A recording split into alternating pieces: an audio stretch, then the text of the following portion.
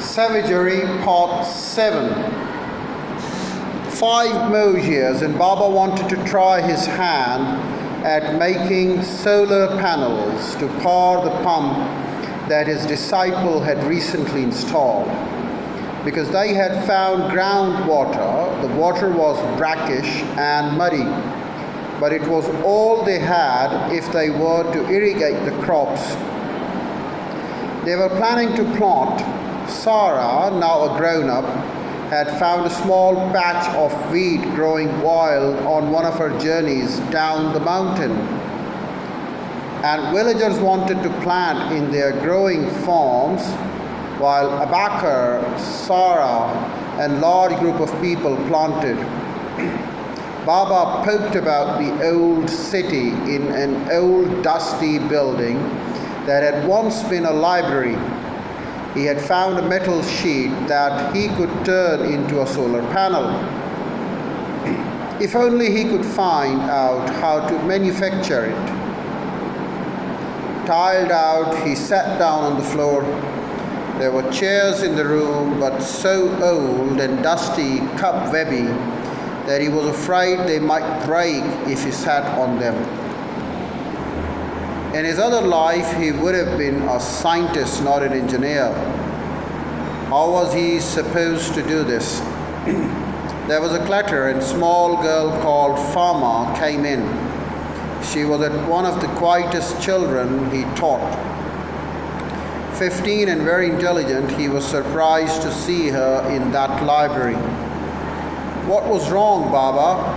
she asked. "Are you looking for something?" Baba was feeling positively grumpy. "How do you make a solar panel, Farmer?" he said irritably. "I wish somebody would help me." Farmer sped off to a shelf at the very back of the library.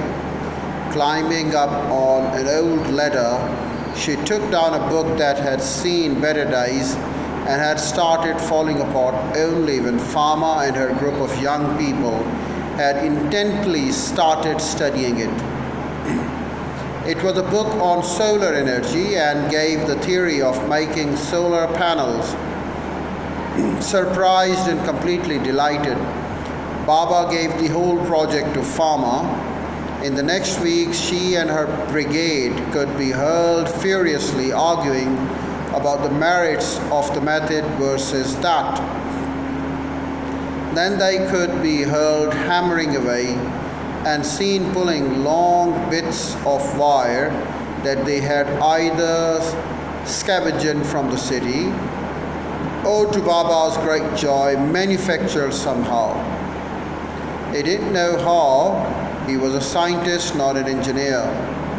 The day Farmer came to Baba to tell him that the project was done and the panels were ready to be installed on the pump, or the pump installed on the panels, he wasn't quite sure which was the happiest of his life.